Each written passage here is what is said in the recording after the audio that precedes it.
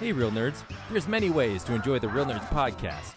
You can listen to us on Stitcher, iTunes, and now Spotify and iHeartRadio. You can see what we're up to around town by following us at Real Nerds on Instagram. And if you want to send us your thoughts, you can email us at realnerds@gmail.com or call us at 720-6nerds5. Like us on Facebook at Real Nerds Podcast or tweet us at Real Nerds. And now on with the show.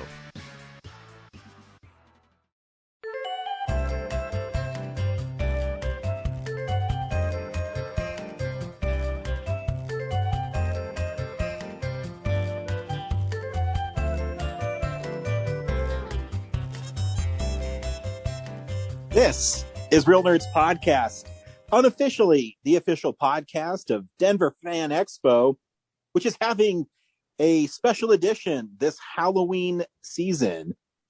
Get your tickets soon at denverfanexpo.com. I'm not sure when they go on sale, but I'm guessing pretty soon. Should be fun. Yeah. Good, the cons are back. We are Real Nerds Podcast, and every week we see a new movie and we podcast our experience to the world for over 10 years now. I am Ryan. With me is the diabolical Norman Osborn. I'm the Green Goblin. Cast. And Zach. Out, am I? Man, it's so tough to choose between these two amazing actors for Spider-Man. For Norman Osborn?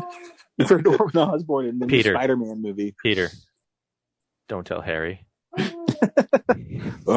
like that one. Hold on. Back to formula.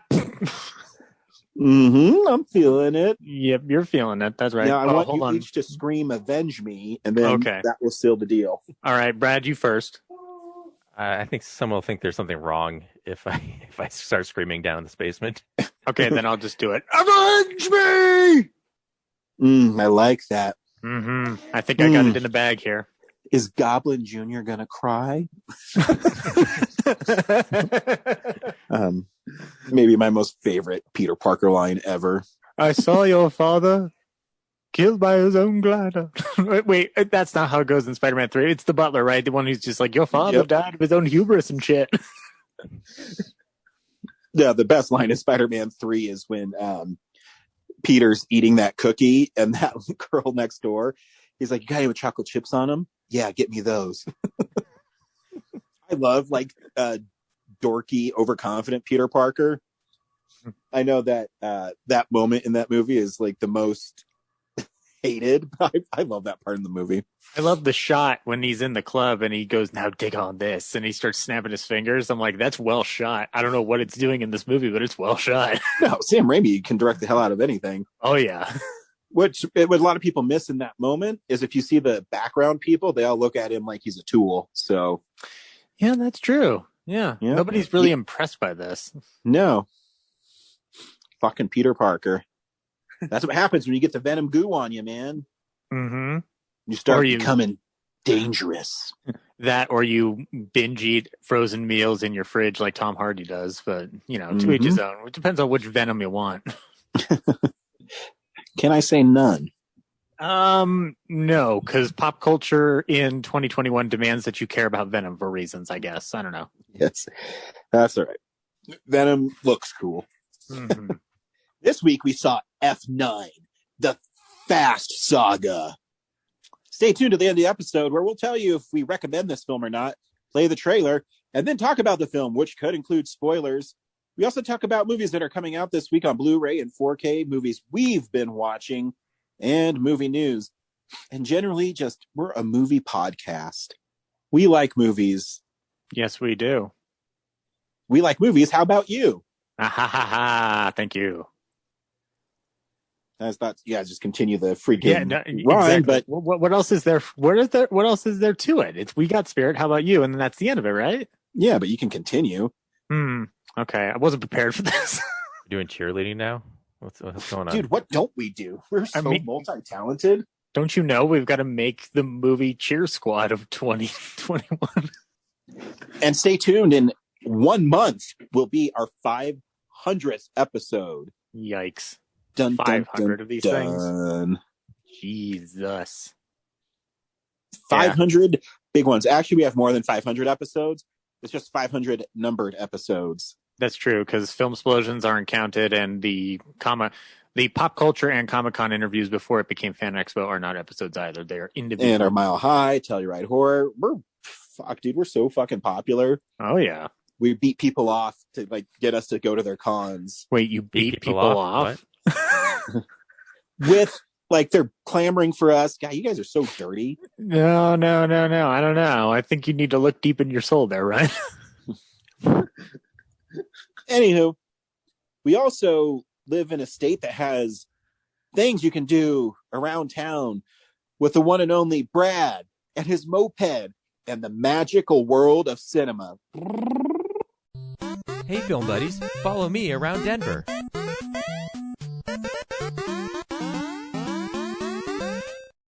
I never understood why I gave you a moped. It doesn't make any sense at all. Me neither.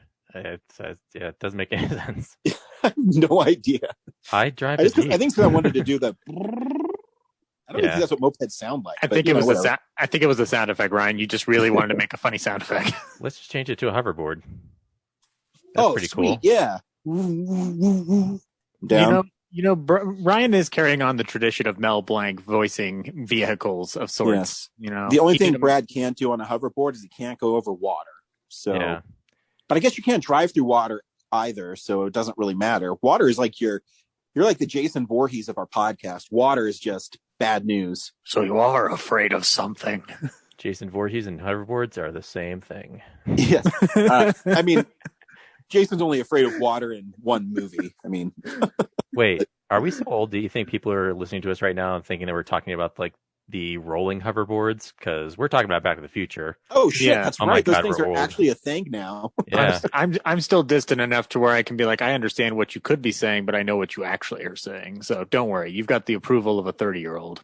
Let me explain it to the youngins out there. I'm talking about the Mattel hot pink hoverboard. Shut up, Grandpa. Yeah, the pit bull. Yeah. Let me borrow your Jason Voorhees. So yeah, I'm going to take my hoverboard from 2015 and head over the drive-in when it stops raining because everything will be wet and I won't be able to use the hoverboard.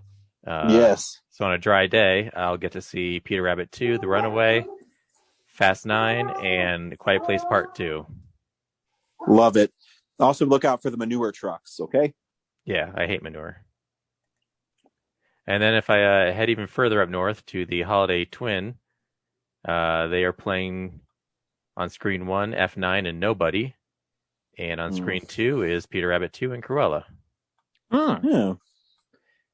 Family and you action junkies. Oh, yeah.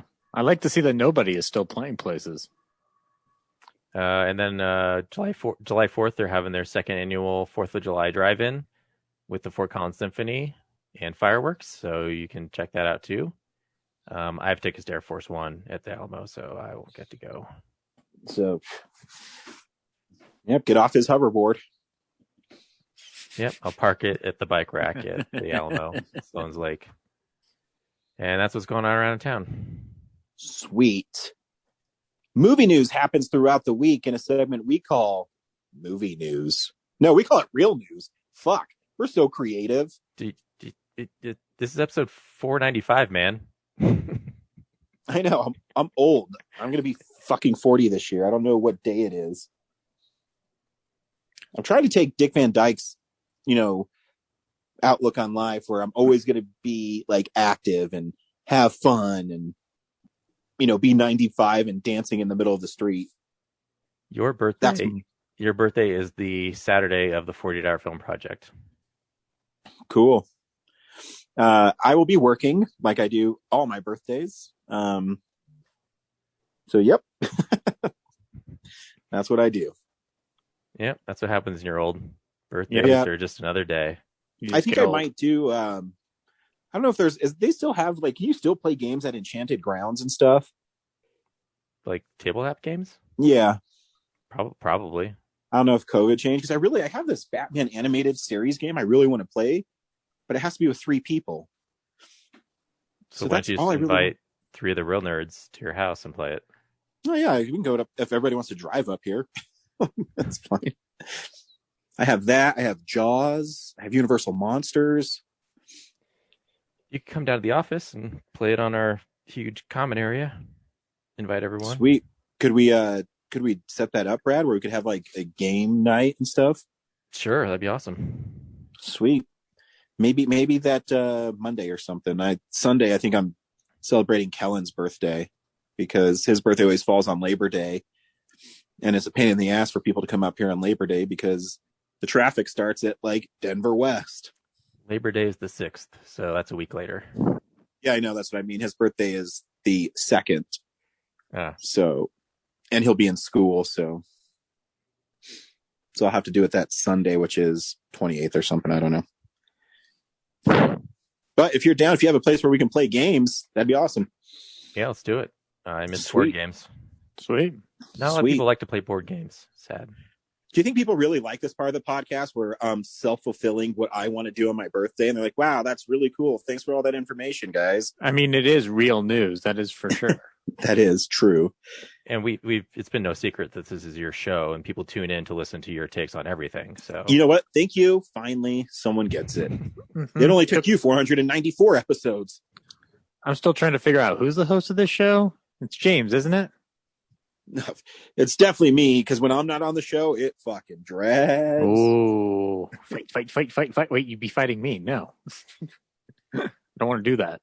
Hey, anyway, Zach, what's happening in the movie world? It's real news. Well, I want to ask you guys, what's the deal with Jerry Seinfeld making a Pop-Tart movie? What's up with that? Yeah, there's a Pop-Tart. You have some Pop-Tarts that have frosting, the other ones that don't. What's the deal with that? Oh, no. Yes, Jerry Seinfeld, who has been working closely with Netflix with his stand-up specials, has decided to, will be writing, directing, and producing a movie called Unfrosted, which is a movie about the creation of Pop-Tarts. It's so inspired. Let me ask you a question, though. Do you even eat unfrosted Pop-Tarts? That sounds like malarkey. Frosted Pop-Tarts are way better. There are unfrosted Pop-Tarts, and they do. I know. I'm just saying, would you eat an unfrosted one? I think I always eat them with frosting. Brad, back me up on this. I got a pill stuck in my mouth. You had a dick stuck in your mouth? I think you said a pill. Oh.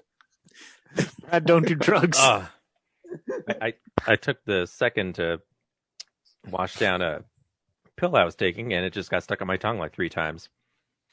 Dang. Oh, that's the worst taste too. Mm-hmm. Yeah, it just dissolves instantly. Yeah. And I keep on telling my wife, so she thinks I'm pretentious. So she gets generic ibuprofen at her work, and it like sticks to your tongue.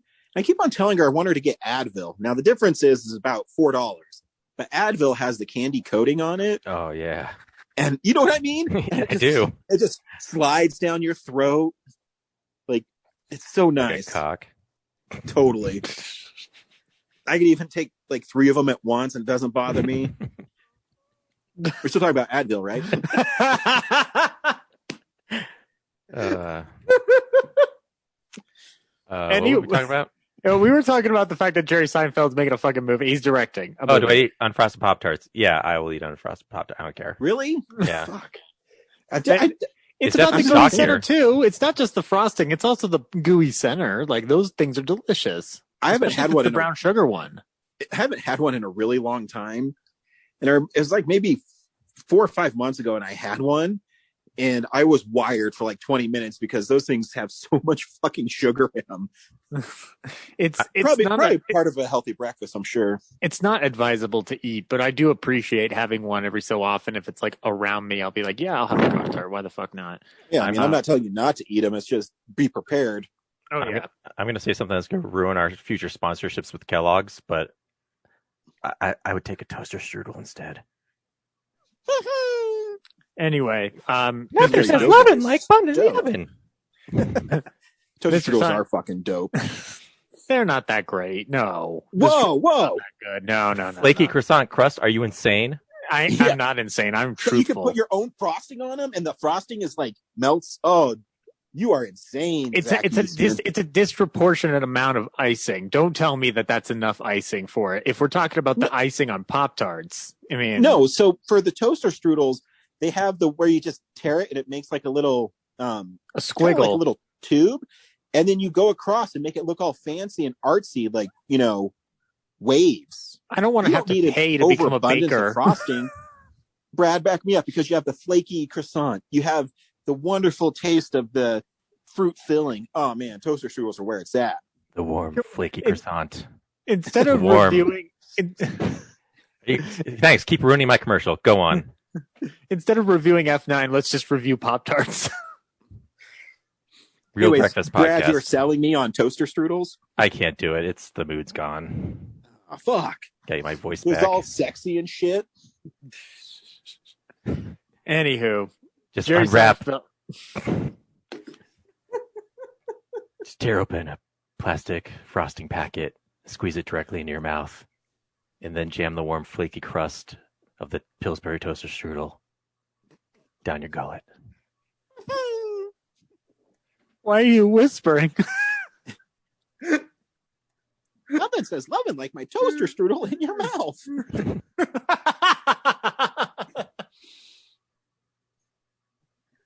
All right. We got all out of our system. Have I ever told you the sad story when I was young of what happened to my Pillsbury Doughboy? No. Does it involve your parents' divorce? No, it doesn't. Actually, this is when they were together. I used to have this pair of race car pajamas, and I had a little, kind of like a rubber ducky Pillsbury Doughboy.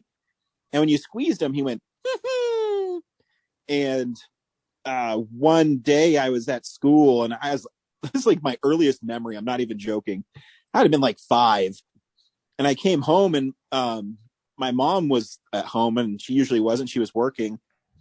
And we had this little like furnace fire in our basement, and it melted my Pillsbury Doughboy and my race car pajamas. And I was freaking devastated.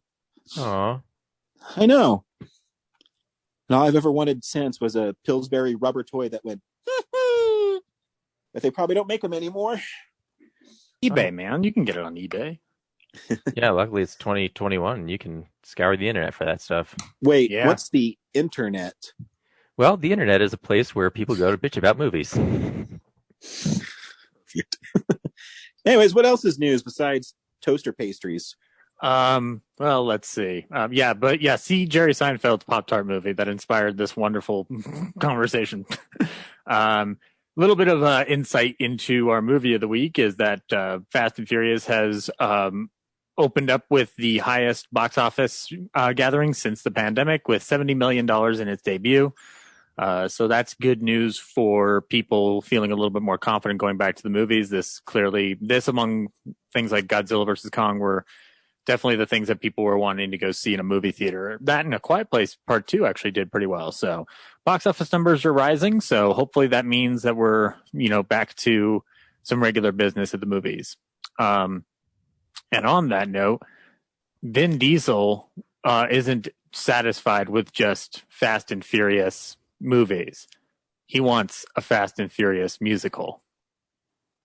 Sweet. I mean, I saw his debut single on Ellen, and it was fucking dope. You know what? I don't know how that works, because it sounds like Spider-Man Turn Off the Dark all over again, where you try to do it in an extravagant stunt spectacular and people die in the process. I would say no, don't do that. Like, people's lives matter. And then David Fincher's got a new movie in the works called The Killer. He will be teaming up with Michael Fassbender as the star. And he will be reuniting with Andrew Kevin Walker, the writer of Seven, to do this film. The story concerns a man solitary and cold, methodical, and unencumbered by scruples or regrets. The killer waits in the shadows, watching for his next target. And yet the longer he waits, the more he thinks he's losing his mind, if not his cool. A brutal, bloody, and stylish noir story of professional assassins lost in a world without a moral compass. This is a case study of a man alone, armed to the teeth, and slowly losing his mind. So yeah, And of course, how that was presented to Michael Fassbender is he saw Bryan Singer and he says, "I want to see a real director." And then Matthew Vaughn showed up and he says, I mean a real director. And then it was David Fincher, and then he said perfection. You made a meme. I explained a meme on a podcast. Did you see that meme? I haven't seen that one yet. No, I just made that up right now, Zach. I'm a genius. Brad, make that meme. And the last piece of news that I have is pretty big. We got a full-length trailer for Halloween Kills. Let's talk about this thing. Ryan, this shit looks insane. Yeah, it's awesome. I mean, I only have one real big problem with it. Is if this was the real world, the firefighters would not beat the police to the fire. The police would already be there, so Michael wouldn't have gotten out. But Haddonfield's not a real town. So what are you expecting out of this? If there's any firefighters listening, that's a really big firefighter joke between us first responders. They'll think it's hilarious. Are you going to start a fight between the firefighters and the police like Matt Damon does in The Departed? No. Okay, good. Of course not. The firefighters are America's heroes, so I would never start a fight with them. Yeah. The trailer is promising. It's funny because I don't know what to call this. It seems like it's going to go back down to the path of what Halloween became after the first one, where it became a slaughter fest, essentially. Like it was trying to ape off of the Jason movies at that point. I mean, I don't know. I think there's going to be a lot more to it. It seems like because they obviously have a third part that is coming out. Yeah. Oh, absolutely. So there's a part where I'm guessing Michael's pissed. Mm-hmm. But but I mean, there has to be some sort of continuation of it. Mm-hmm. So I don't think he's gonna. I mean, I think this mob is going to end poorly for Miss Laurie Strode. So yeah, the thing that, like, to me, like, all the reports prior to this trailer were promising, like, this thing is like epic, this thing is brutal, this thing is merciless, and the whole time I kept thinking, like, okay, well, depending on what you're trying to do with it, because the Halloween reboot, I love that movie unabashedly, but it does allow itself to be what Halloween became after the first one, where the kills are much more in your face, but they held back a little bit. This trailer indicates that they are going back to sequel mode, where like things are going to get brutal. Things are like it. I'm wondering what this looks like compared to that first reboot, which kind of by comparison seems a lot more restrained. But I'm down for it either way. I mean, it's another Halloween movie. I'm going to go. When I watch it, and I know that there's another one coming, it actually kind of reminds me of Kill Bill, where the first one might be, crazy gore and Michael going crazy. And then maybe the second one's a little more reflective. And subdued, yeah. That'd be interesting if they pulled it off that way. I will tell you, though, that the mob mentality attracts me because they sort of do it in Halloween 4, but it's not the central focus, and it feels like they're going to actually focus on what happens when a group of people are no longer going to lie down with Michael attacking them and threatening their lives, and you form a mob this crazy, which apparently Tommy Doyle's essential in leading that mob from what I've read. So I'm curious to see how they play into mob mentality in the movie, because like the first one was about like confronting your attackers, and this one seems to be commenting on some other things, because it's not just a barren sequel. Like these Halloween reboots are designed specifically to intertwine a message, which I find fascinating. But I also like watching Annie Matichak go toe to toe with Michael, because in the first one, obviously she's new to this whole Michael Myers phenomenon. She is running away shit scared. In this second one, she kind of gets to adopt what Laurie became later on, which is more of a fighter of Michael. And we also see the return of her boyfriend, the ALM kid. And I mean, it's going to be intriguing. Like, to say the least, it looks furious. Like, it looks like a intense ride. But yeah, we will look forward to that this October. This is going to be a fucking blast, Ryan. We get an insane Halloween movie this year that we were supposed to get last year. But Yep. So yeah, and that's news unless I missed anything. Blu-rays, Ultra HD, come out in physical form every week, and we'll highlight some of them here. DVD releases and Blu-rays. Let me tell you, you can enter a world of pure imagination in 4K with Willy Wonka and the Chocolate Factory from 1971 coming to your 4K discs. You can also get Major Dundee from 1965, courtesy of Arrow Blu-ray. Ryan, I wanted to bring this to your attention because I think there's some cover trickery afoot. There's a movie called Pickup on South Street from 1953 from Criterion coming out, directed by Sam Fuller, but the cover art looks suspiciously similar to the cover art for The Awful Truth on Criterion Blu-ray, with the same sort of font and the same gold background. I'm curious what you'd think once you've seen it. So that's interesting. I don't think I've ever seen Criterion kind of repeat a motif like that. And then let's see, you can get on Blu-ray a John Wayne movie with Kirk Douglas called In Harm's Way from 1965. AGFA is putting out The Leather Boys from 1964. Scream Factory is putting out a steelbook of Battle from Beyond the Stars from 1980. Do you have that one coming, Ryan? No. No? Okay. At least you're honest. We've got the complete, I believe this is the complete second season of His Dark Materials, the television show based on the Golden Compass. We are getting some cool Kino Lorber starring Mae West. She Done Him Wrong and I'm No Angel. You can get those right in your back pocket. You can also get My Little Chickadee, the movie she made with W.C. Fields. And you can also get Night After Night, which features George Raft. And whoa, you just breezed past that Cary Grant is in two of those, you bastard. Well, he's not mentioned on the poster, so guess who's He not is. mentioned? Oh, yeah, that's right. She Done Him Wrong. Yes, that's right. And She I'm Done No Him Wrong. Angel. I'm pretty sure on them they say with Cary Grant. Yes, they do, actually, in the corner. You're right. My bad, bud. I'll tell you what, how about I repay this by telling you that you can also get Belle of the 90s from 1934 featuring Mae West. And you can also get Going to Town from 1935. Oh, yeah, Mae West is going to town. Yeah, I think they're releasing something like 8 of her films. Yep, and Go West, Young Man, featuring Cary Grant's friend, Randolph Scott. So there's plenty of Mae West to go around in your life. Look, every day's a holiday. There you go. Klondike Annie. You're going to get all the Mae West movies, and it's going to blow your fucking mind. But yeah. And then we're getting a release from 1978 called Just a Gigolo from Shout Factory featuring David Bowie. Anybody here seen this movie? Nope. I'm curious. And Warner Archive is putting out Madame Curie featuring Greer Garson and Walter Pidgeon. So if you'd like to check out that film, you are more than welcome to. And looks like we're getting season 2 of the Purge television show from 2019 being released. That I forgot Blu-ray. was a TV show.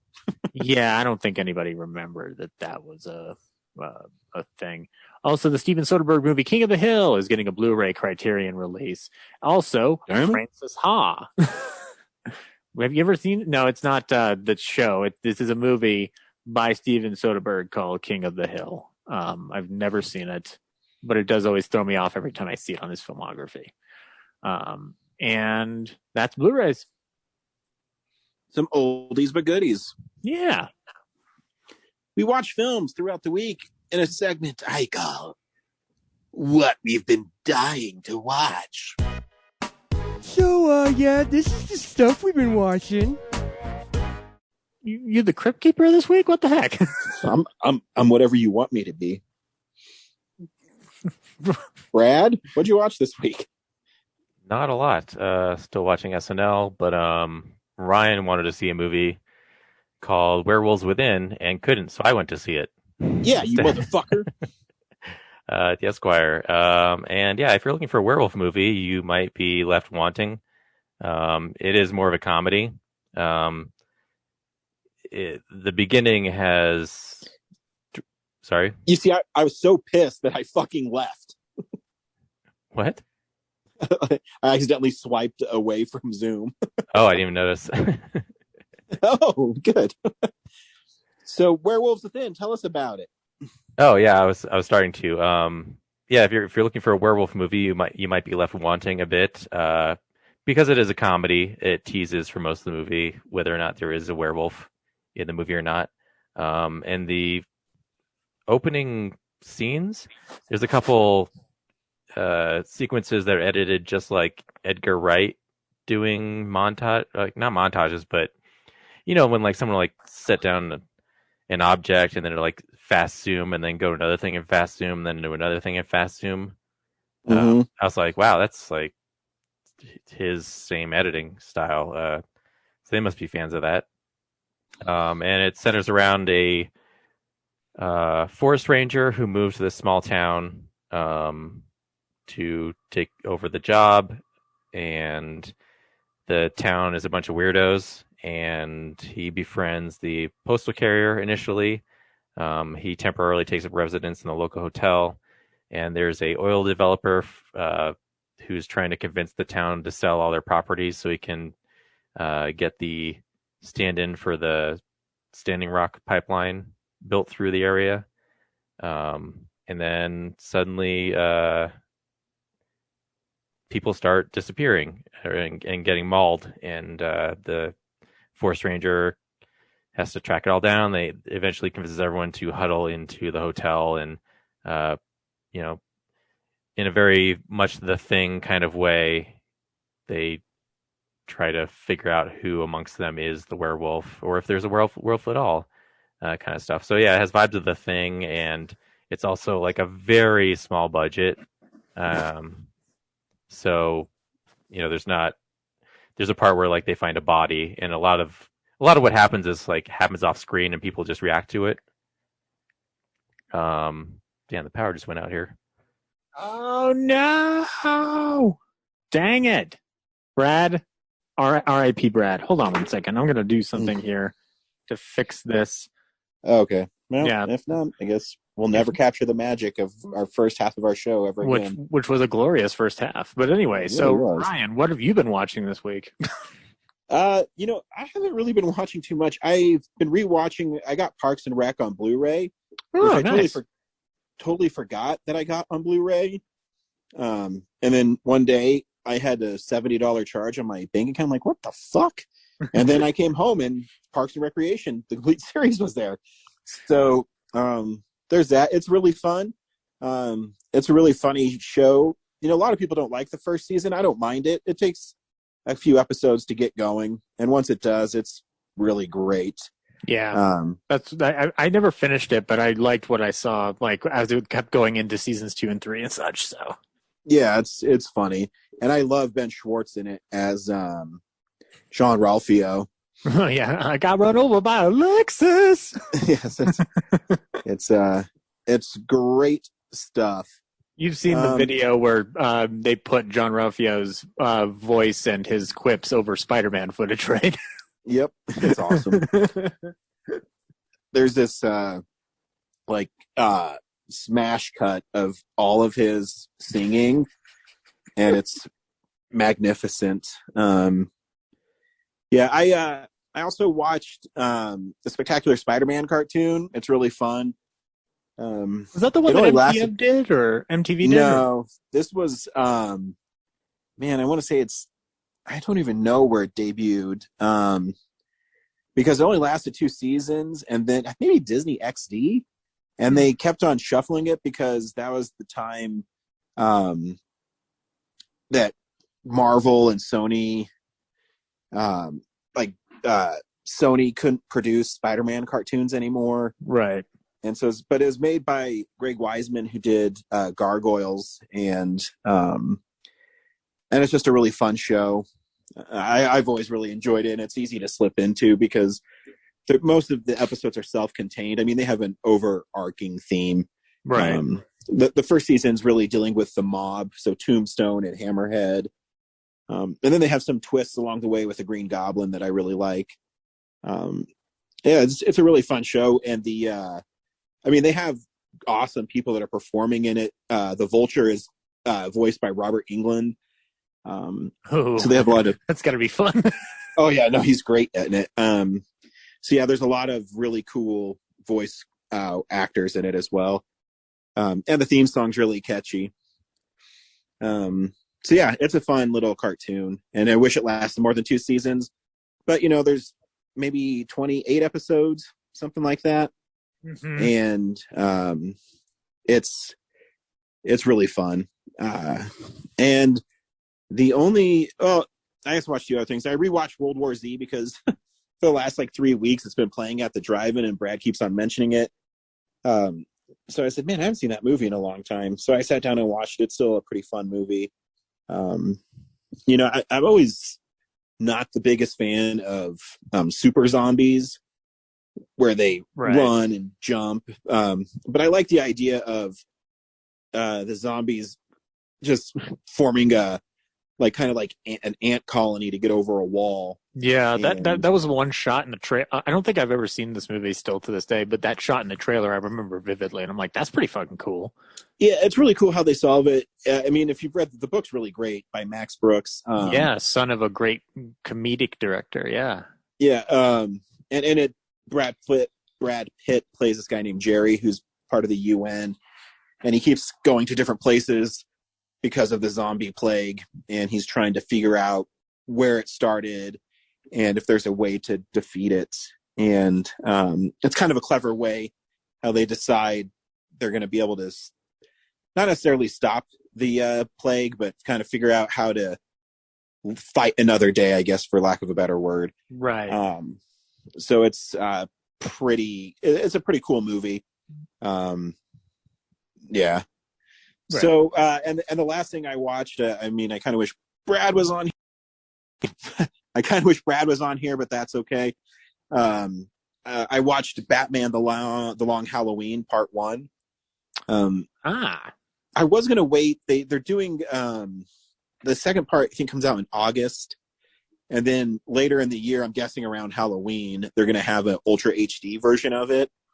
But the DC animated stuff, I have a Suicide Squad one, or maybe it's Batman and Harley Quinn. One of them I have in Ultra HD, and it looks almost exactly the same. So, so I'm hoping. So I guess. Sorry, I was reading Brad's text. Yeah. So I don't know if it's worth it to get the Ultra HD because they're going to put it in one collector set. So I was in Longmont yesterday after I was playing golf, and I saw that it was one of the last stores in Colorado that had the Steel Book. So I was like, you know what? Fuck it. I'll go get it. And it's pretty great. The voice acting in it is incredible.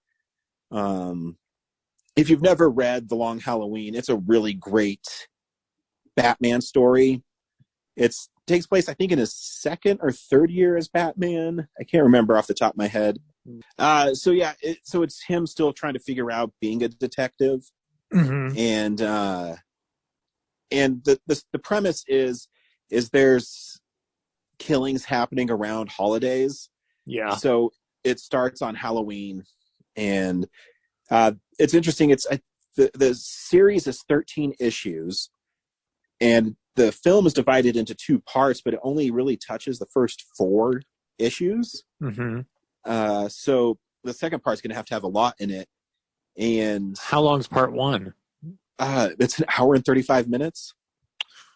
I mean, let's see how the back half goes, because they'll past those issues, you get into some insane shit. So hopefully they capture most of it. I mean, I love Poison Ivy, so I can't wait till she shows up. Mm-hmm.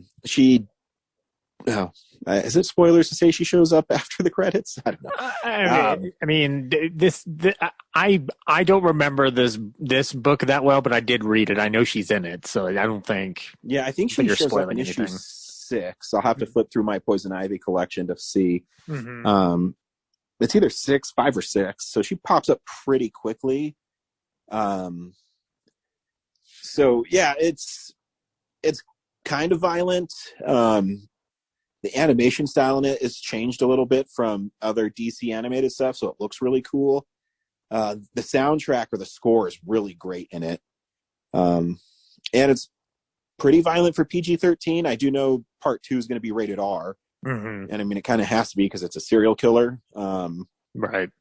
So I'm interested to see how they play the mystery, because I know with Batman Hush, they really, really changed the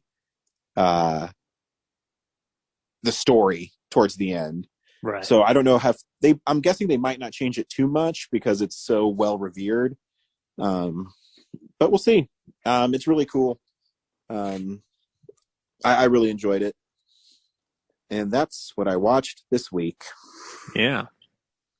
Zach? It's my turn. Sorry, it's so weird because I guess I shouldn't have taken the ball and thrown it to you. It's okay. What have I watched this week? Well, I was gone last week because I was making a short film and that took precedent. But I did see the Sparks Brothers documentary. And I liked it a lot. I really, really liked it. I need to go back again because... Yeah, I was telling Brad yesterday, I don't know if you had a chance to listen to our episode. Not yet, no. Last week, that it feels like you are finally let in on an inside joke. You know what I mean? That you don't know where...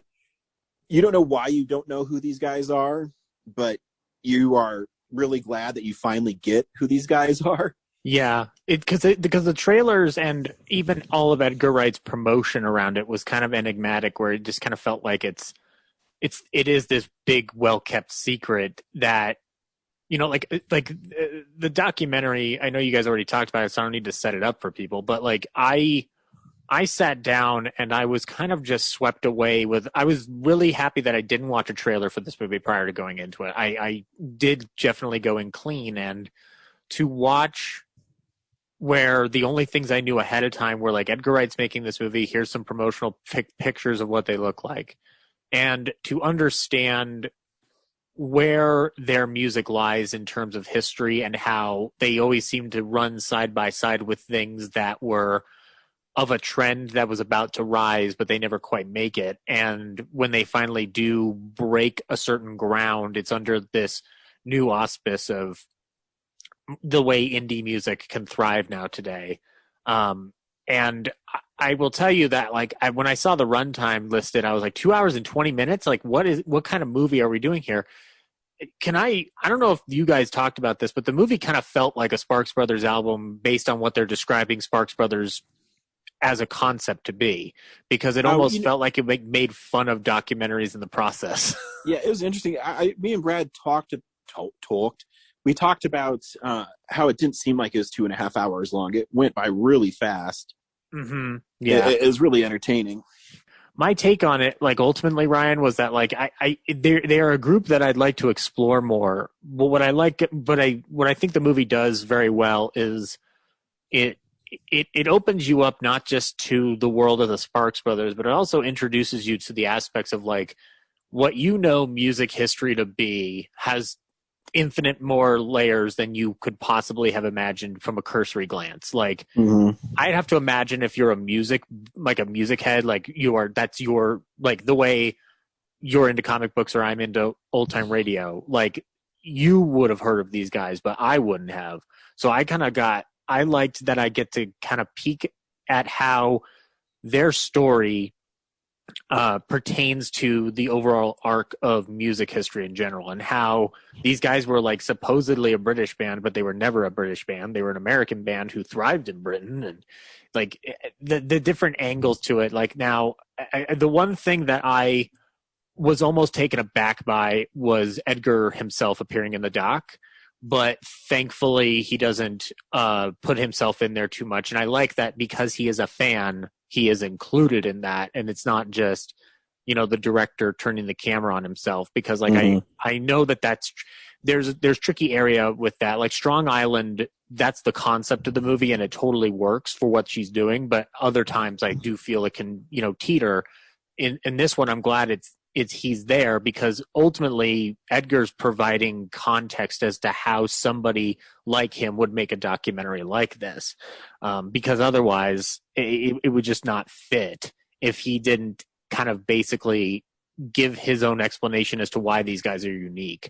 And also like it did feel like you were getting like, but as you said, you're led into a joke and like or an inside joke. And what I love about these guys is that they're comedic musicians essentially. Like they poke fun at the thing they are also inspired to make. Like they have a duality about them. I really appreciate that. It's one of the best movies I've seen this year, hands down. And I do think if you're going to see this movie, you should see it in a movie theater. Like it is a good theatrical experience. You get an entire experience in 2 hours and 20 minutes.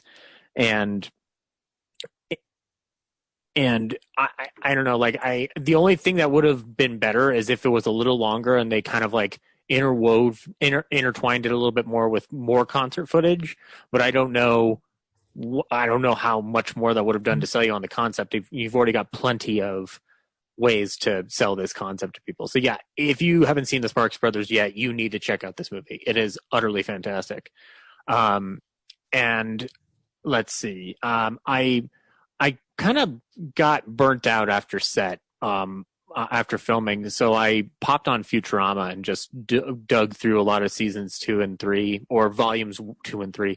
The production order on Futurama is fucking stupid because Fox was an idiot with that show and didn't know how to handle it or didn't care because they only cared about Family Guy at that time, which is whatever. But going back through it, I'm surprised at how well the animation holds up because it's early. No, that show is so brilliant. And I know I've been burnt out from work too. I think that's why I've been watching so much Parks and Rec. Sometimes movies just require so much attention that I can't do it. And I got to get back. I bought the sweet set with my Christmas money this year. And Futurama, I've said this before, I still think it's one of the best shows ever, and at times I think it's better than The Simpsons. I mean, people call me crazy, but I think it is. I wouldn't call you crazy. Like I tweeted about this. I was like, I will never not love The Simpsons, but the Futurama hits me at a different emotional core than Simpsons does. The Simpsons hits my funny bone in a good way when it comes to satirizing American family values that as they stood during the nuclear family era that doesn't really exist anymore. But Futurama this isn't denigrating to The Simpsons, but Futurama is an actual story. Like it's an actual story unfolding. It's not really episodic. Anytime they do an isolated episode, it still manages to find a way to hook itself into something that happens later on. They were clearly careful with how they set up everything from episode 1. Like this show was pre-planned almost to a T, and every time they've had to end it's never felt like it was an unearned ending. Like there's 3 different endings to this show. There's the one with the Devil's Hands or Idle Playthings, and then there's Into the Wild Green Yonder, and then there's the absolute final one where they are thrust forward in time and go in a loop and go back again. The watching the characters develop is interesting because I always forget that Zoidberg doesn't start off as a poor sack of crap. He's actually decently respectable in the first couple of episodes, and then slowly but surely they start turning him into the poor penniless doctor that we know and love. Getting more into having more fun with side characters in it is interesting, and some lines that didn't work for me when I was younger worked better for me when I was older. I'm trying to remember the one I watched last night, but it has the 2 policemen, the robot police officer and the human police officer. It's the Penguin episode, and they do the thing about I can't tell if they're black with white stripes or white with black stripes. It don't matter, baby. They're all beautiful. And then they hug each other, and Bender uses that to sneak off. And the robot cop goes, "Oh, damn, he got away." And the human cop goes, "I guess this is why Chief says no hugging." It's just so funny. And then there's also I didn't notice this when I was younger, but in that same episode, Bender has all the penguins fighting a big battle against the nature preservation lovers who are trying to hunt the penguins down to cull down their population numbers. And Bender's in a tuxedo posing as a penguin. And when he's doing his penguin language, it's literally the dialogue of, "We shall fight them on the beaches, we shall fight them on the land." And he kind of puts his hands in his tux like he's Winston Churchill. Like, just watching these little gags spring up is just so wonderful. And I still maintain that Luck of the Fryish is one of the best episodes of television that I've ever seen, because it's just so heartwarming. But yeah, so I just watched like a ton of Futurama, and then I saw at Film Club for the first time ever was a movie called Hue and Cry, which is from Ealing Studios. And Ealing Studios is a studio that I'm not very versed on at all. The only thing I had seen of theirs prior to joining this film club was The Lady Killers, because it's Alec Guinness and it's also the basis for a good remake that the Coen brothers did, which, yes, it's good because you need to kind of peel back what is being attempted there. But Hue and Cry is hello, Brad, you're back. Oh my God. Yeah, I'm recording the pain in the ass. Yeah, well, I mean, why don't you just use your own link again? I don't. It comes from James's account. I don't have access to his email.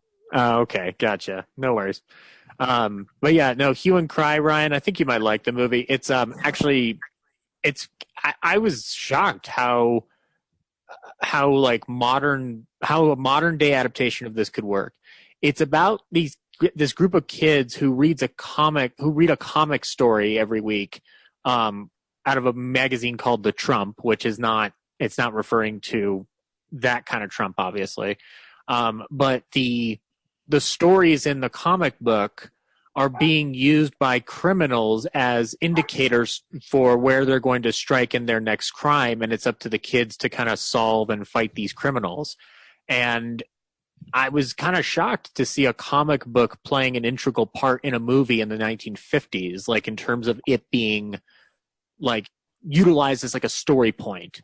Mm-hmm. And the ending of the movie, I won't spoil it, but I will tell you that it is one of the most insane things I have ever seen come out of a British movie. It is quite bananas what happens in it. So if you haven't seen Hue and Cry, it features Alistair Sims, who is best known for playing Scrooge in the 1950s Christmas Carol adaptation and being seen in Stage Fright. He's really good in it, but he's not in it that much. Yeah, it's just a fun blast of a time. It made me want to go back to other Ealing movies and see what I've been missing for this time. But yeah, that's all I watched this week. Hey, Brad, before you got kicked off because of a lightning bolt struck your house and did not give you magical powers, you were telling us that Werewolves Within was a small budget because you'd see a body and then you went, yeah, that was supposed to be cut away from. So everyone kind of talks about what's happening off screen, or the carnage is like just below the frame. So yeah, which is it's funny sometimes, but I think when people see like the title "Werewolves Within," they'll be expecting something else. So, but it's still a fun, cute movie. But it's not like a classic for me.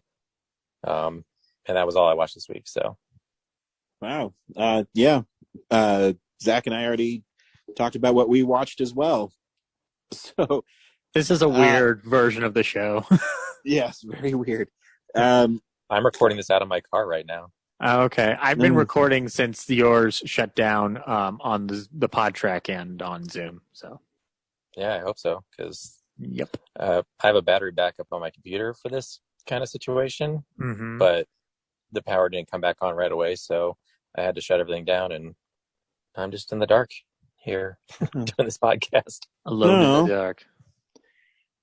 This week on Real Nerds Podcast, we continued the saga about family and what it means. Brad, do you recommend F9, the Fast Saga?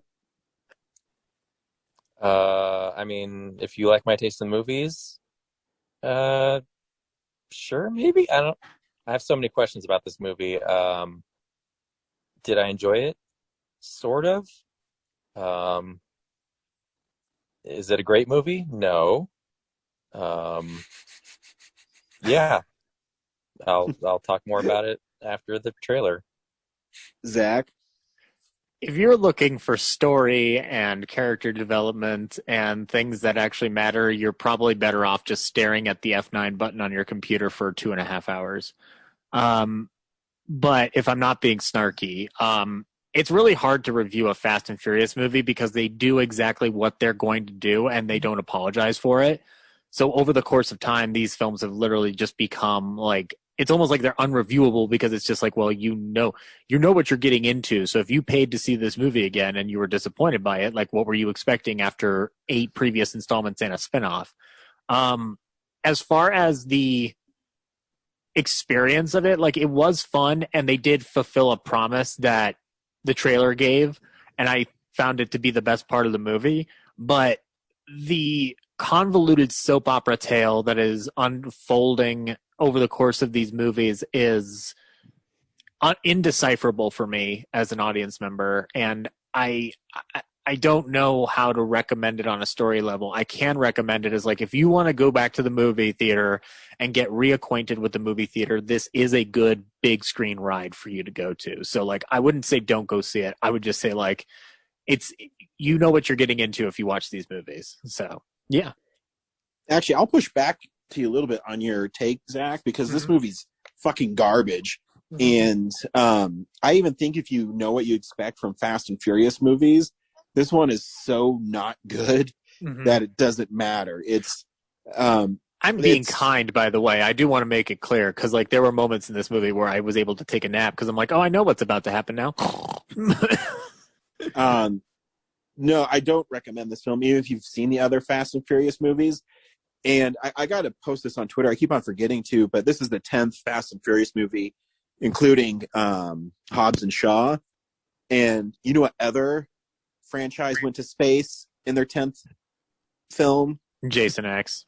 Jason X. This is when you're all out of ideas, you go to space. Jason X is a better go to space movie than this. I think Jason X is a better film. And I'll play the trailer and then I'll really get into it because, yeah, this movie's not good. Here's a trailer for F9. The world has a way of changing. And we change too. I know some people, they would die for me. There are moments that separate us. They're my family. But we always come back together. We heard y'all needed a little love out here. Y'all ever thought about the wild missions we've been on? We've taken out planes, trains, tanks. I'm not going to even think about the submarine. And now we got cars flying in the air? Who is he? Jacob is Dom's brother. Been a long time, Dom. Little brother. You always say never turn your back on family, but you turned your back on me. Now your little family is in my world.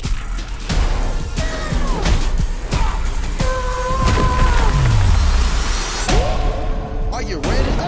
Whatever's on you, Is you ready? it's on us. Are you ready? He's got his own private army. We need help. Bring what you got. Bring what you got. Bring what you got. No way. Is you ready? Whole squad ready. So how do y'all want to play this? Fast. We going. We going. Whole squad ready. Okay, this is a bad time to mention this, but I don't drive.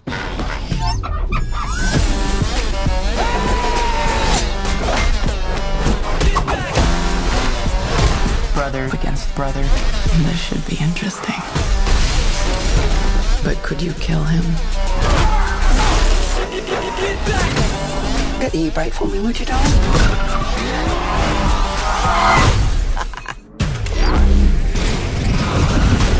Crank it all the way up. Get back. We the soldiers. Get back. Man, we messing with magnets now? Woke to wake up. Whoa. Get back. Can't front. Yeah, everything we gave up. Even when we die, we raised up. Yeah. It's good to be back. We got no white flag and no treaty. We got the product, we got the tools. We supposed to stop that? Hold on! We going wild, we on the loose. People is blind, we are the truth. Yes! I spent my entire life in your shadow. And now, you spend the rest of yours living in mine.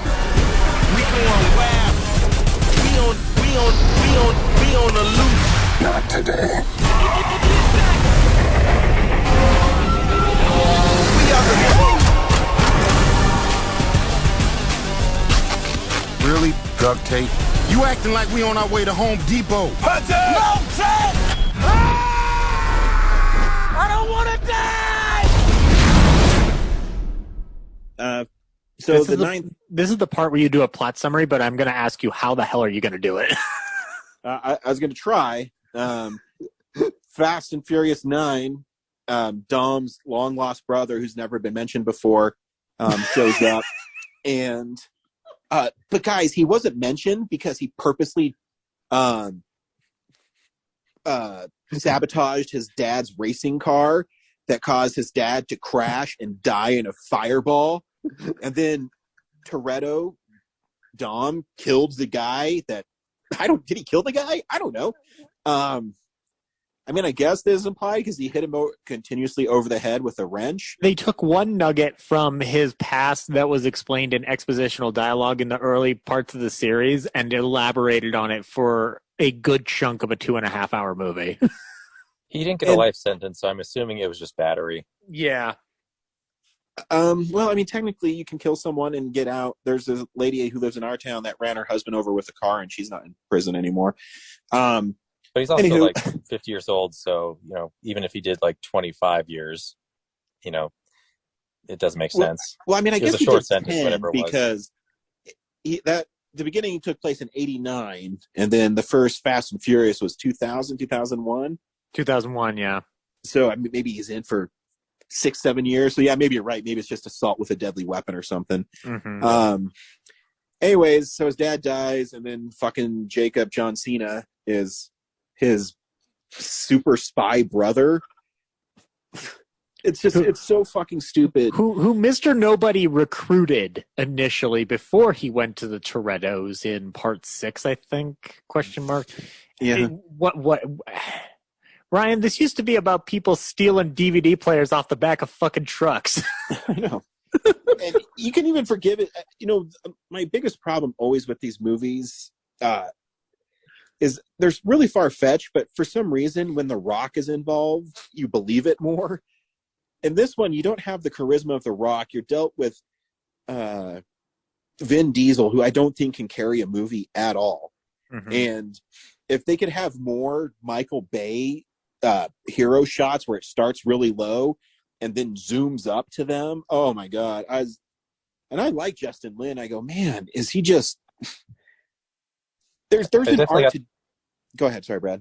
I was gonna say, I definitely got the vibe that it felt like Vin Diesel was taking ownership of the franchise back in this movie, because the part where he single-handedly rips all the scaffolding down in that tube and collapses it and falls in the water and then goes into a fever dream of his past and everything. He goes into an art film for 30 to 45 seconds and gets super dramatic, actory. I was just like, wow, he's just trying to he heard all the criticisms of Rock's the better actor and performer, and the franchise has gotten better with him in it, and now he's trying to up himself, trying to get up, and it just comes out so goofy. Yeah, it doesn't work, because even that part where he jumps down, he does this Superman flex as he's jumping. I go, what the fuck is this? And so I don't get how he falls in the water and is sinking down, and he can't get out. And the only way he can get out is because Michelle Rodriguez jumps in and grabs him. It's like, dude, you can swim, right? What the fuck is going on? No, I didn't learn how to. And this is how stupid this movie is. So I took Kellen, and Kellen and I were the only ones in the theater. And wow, yeah, he's watching it, and he's like, "Oh, I like when the cars run into each other." But then it gets to the part where Charlize Theron is in that plastic jail cell, And this is true. Kellen goes, Daddy, how does she go to the bathroom and how does she eat? I had that thought too. Oh, we got a future real nerd on our hands here. Taking place. Ryan, if you become paralytic for whatever reason, Kellen can take your job. Let's go back to the very beginning of the movie where Vin Diesel and Michelle Rodriguez get approached to, do the next mission.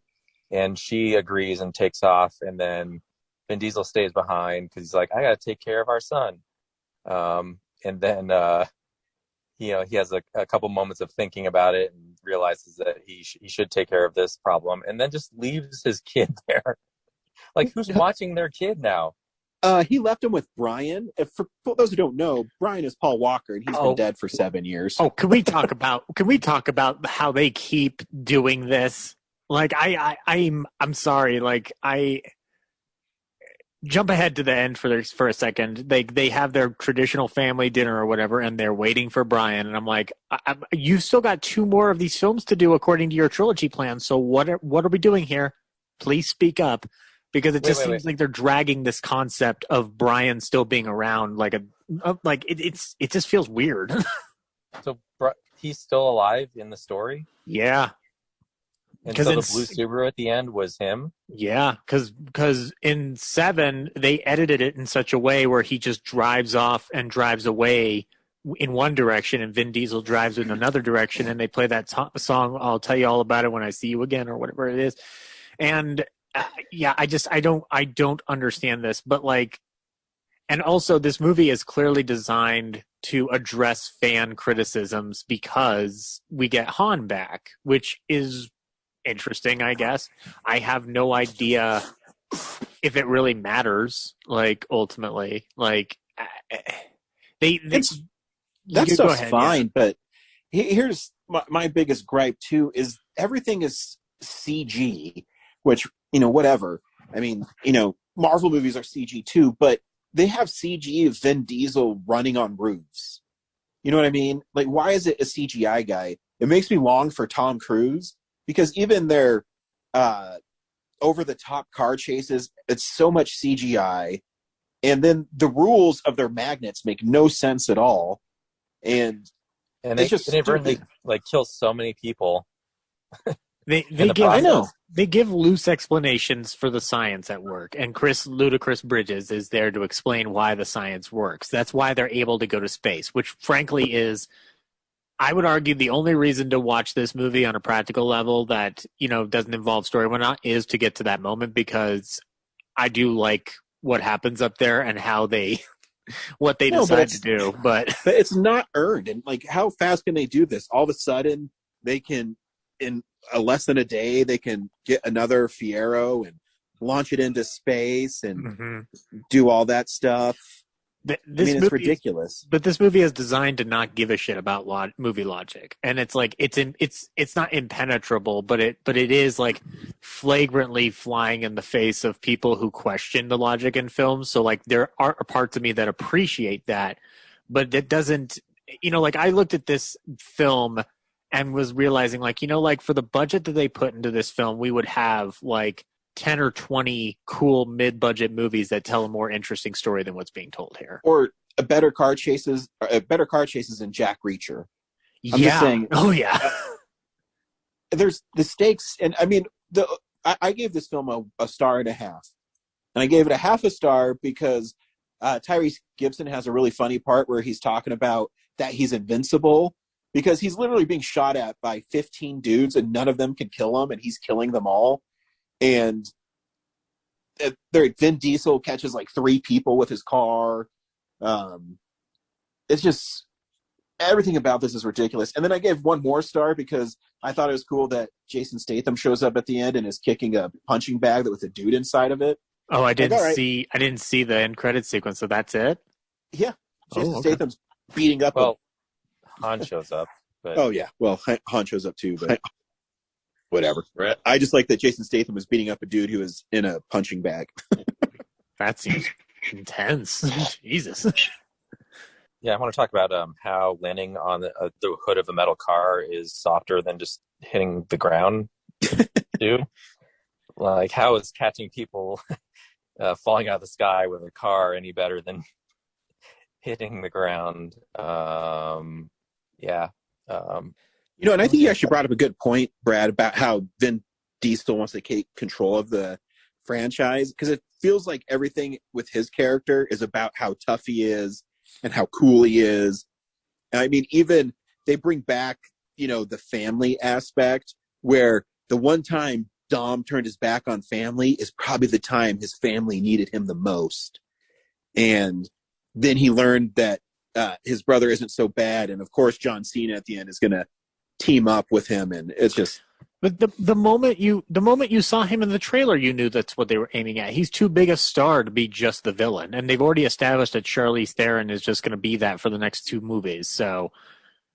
I mean, like, the formula on these films is successful for multitudes of reasons. It's just that they are not for us. They are for the people who do want to go to the movies on a regular basis, but they aren't concerned with a good story. They really don't care. They're there to watch. They're there to go nuts, and that's what this movie is designed to do. It doesn't have to be a good story. It just needs to be entertaining. I don't think this movie is entertaining at all. No, I think I frankly found the 8th one more entertaining than this one by comparison, if we're going to, draw straws on it. Because I think part of it is you have The Rock and Statham in it. Agreed. And I went to a private screening, and we were having fun with how dumb it was. So it was entertaining that way. Right. It's just like, I mean, like, again, like, as I said before, like, if you are wanting to go to fucking turn your brain off, this movie is definitely up your alley, and it does that job correctly. But, I mean, I would tell people to go see Godzilla versus Kong instead. Well, yeah, because that's also a better movie, and also it doesn't need 2.5 hours to tell its story. It tells it in 1 hour and 46 minutes, and it's a fucking blast.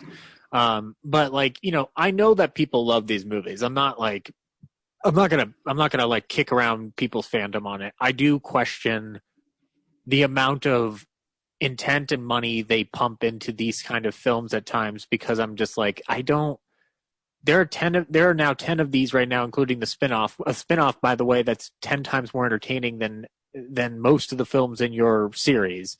And Universal, meanwhile, has another department that's pumping out better movies in a different genre at $10 to $15 million a pop. I don't understand how you can't take some time with these stories and try to up your own ante a little bit. But it's, again, they're genre movies that know exactly what they're designed to do. So, it could just be me, like, expecting too much. I don't know. I think you're too forgiving. Well, yeah. I mean, again, ultimately, if people want to have fun, they're going to have fun here, But what was Jacob's plan anyway? Like, to kill everyone on Earth? Like, to reset the world? ? Because Dom better than him? ? Something.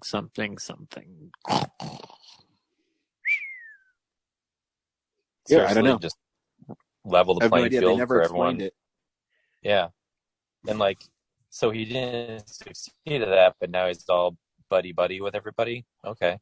Or if he won, he would be like this world supervillain, I guess, with his British buddy. Yeah, which, oh god, the Star Wars conversation in this movie is... I leaned over to Adam, I said, this is a Kevin Smith movie now. Yeah, like, what the flying fuck? Who stuck Mallrats in the middle of this movie? That was the dialogue that I suddenly envisioned the screenwriters sitting there going like, we're so bored with writing these movies. Let's just deviate into like a discussion about Star Wars. Yeah, they literally just said like, you know what? I watched Clerks last night. Maybe we can do that. Fuck. Yeah. Yep. That movie exists. I did like Helen Mirren's cameo in it. That was fun. That was a fun time. Sure. Yeah, she was there to be in it. That's what that was. Yep. She drives him to Jacob. Like, what? Because if they're really that concerned about him when they had them all cornered, why don't they just shoot him, kill them all? Why did they half of them have to leave and the other like 5 guys until Dom goes into the silo that's filling with water for some reason, and there's like 50 of them. But did I mention he uses his own superhuman strength to rip down the entire catwalk? Yeah. I mean, was it 5 or 6 where he's made a whole like parking garage collapse? I mean, I think it's 6, maybe 7. So okay. Here's the question I have, because we clearly, as long as this podcast is still around, we're still going to be reviewing these movies in some form or fashion.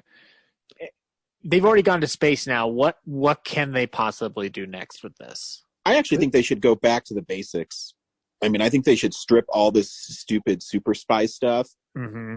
And I mean, they're not going to, obviously, because I mean, you didn't see the tag scene, but when Deckard answers the door and Han's there, he shows him like a freaking flash drive, and I don't know what the fuck is on this flash drive. I guess just another Fast and Furious MacGuffin. I don't know. It might be related to what happened in Hobbs and Shaw. Maybe they'll try to intertwine that adventure into it, like an MCU style thing. But I would love for this to go back to street racing, because I got a lot of cool street racing scenes in this movie with the flashbacks, which were much more fun to watch than the spy shit. Like this movie. Why is there always like chicks just randomly dancing in between cars in this world? Because it's a secret music video, Ryan. I guess. No, what you do is you just give up and introduce ghosts. So Paul Walker just comes back into it. No, yes. No, that was Rider. Oh God, no. Yes. I'm down with Ghost, but don't drag Paul Walker into this one. Dude, if they put Ghost Rider in Furious 10, I'd be all on board. Tyrese wants to combine him with the Transformers, and you know what? That's a logical move. No, I think Ghost Rider would be cooler. Have Nicolas Cage show up and be, I just got the splitting headache. And then he says, I'll race you for your car. And Dom says, you got it. And then all of a sudden, he turns into the Ghost Rider. Oh, that'd be badass. Sorry, I just remember the amount of destruction in Edinburgh is like an international incident level that I'm shocked that they can just go back to a backyard in LA and not be like huge international celebrities. But it doesn't matter. They got that Corona around. They got also, that why family. Why did they even go back to LA? They had like a cabin in the middle of nowhere that they abandoned with his son. Because we've got to wait for Brian. Yeah. We've got to wait for Brad. You don't get it. Family. You want me to repeat it 500 more times? It seems like they're really driving home religious aspects too. Yeah, there's a lot of shots of crosses in this movie. I'm like, this is not emphasized when Vin Diesel before. says, God is always in your heart. I'm like, what? Oh my God. The part where the 2 girls are in Japan and she just looks over and like, oh, there's a Mexican flag. That's obviously a clue to where we need to be. Like, no, in some random part in Japan, in Tokyo. I mean, I heard Tokyo is a pretty small city, so. Ryan, let's go back to that God is in your heart bit.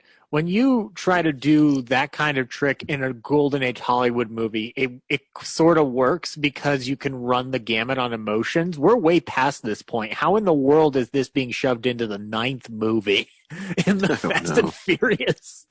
It works when Cary Grant does it, or even Bob Hope and Sorrowful Jones. It doesn't work with Vin Diesel. I'm sorry. Like, I don't know.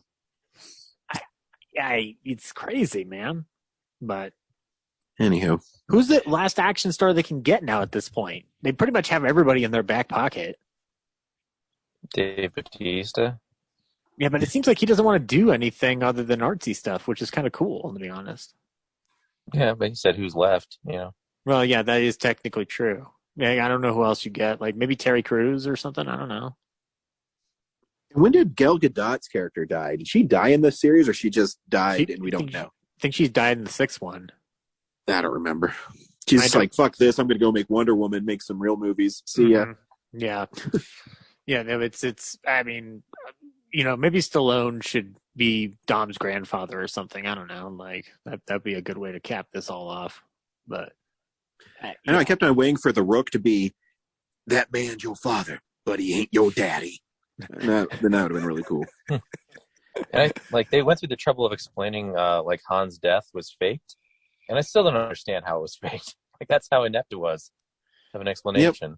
But they do this all the fucking time. Like, we've seen this happen for several movies now because they them rebooting everything in 5 essentially meant that they painted themselves into several corners, because 5 is what brings Han back, but Han died in 3. So I don't understand how like it doesn't matter. Like, the logic doesn't matter. You're just along for the ride, literally. Whatever. Yeah. I'll never watch that movie again.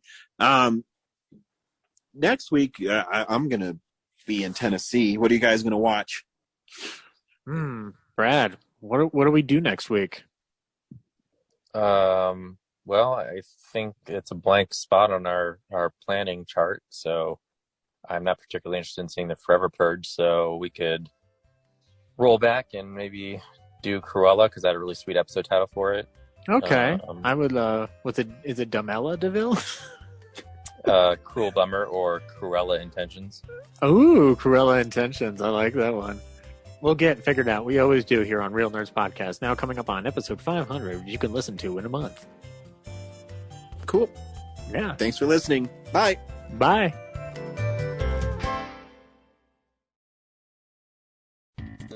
Thank you for listening to this episode of Real Nerds Podcast. Real Nerds Podcast is a production of Nebulous Visions Multimedia. Thank you to Sparks Mandrill and Plan 9 Studios for our kick-ass theme song. Also, if you're in the Denver area and you're looking for a cool place to see movies, we see them at the Alamo Draft House in Littleton and now also in Sloan's Lake. Thank you to Colorado Coins, Cards, and Comics for supplying us with all our comic needs, especially you, Andrew. You know who you are. And a big shout out to James's mom. I'm giving you an electronic hug that you can feel through the airwaves. Thanks for listening, and have a nice day.